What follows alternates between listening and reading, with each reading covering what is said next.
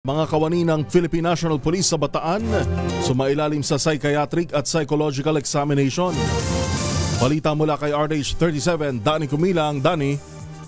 Sumailalim sa psychiatric at psychological examination ang buong Bataan Police Provincial Office sa ilalim ito ng programang Bantay Kaisipan ng Philippine National Police. Isinagawa ito kahapon sa Camp Tolentino, Balanga City, Bataan. Pinangunahan ito ni Colonel Marte Salvadora, Officer in Charge ng Bataan Provincial Police Office, katuang ang Provincial Intelligence Unit at Regional Medical and Dental Unit 3 sa pamumuno ni Colonel Jonard G. Di Guzman.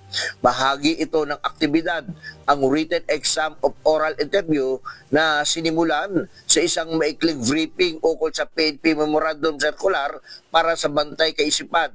Layunin ng programang ito na tiyakin ang maayos na mental at emosyonal na kalagayan ng mga pulis upang mas magampanan nila ang maayos at may malasakit ang kanilang tungkulin. Danny Kumilang, RH37, DCRH, una sa Pilipinas, una sa Pilipino.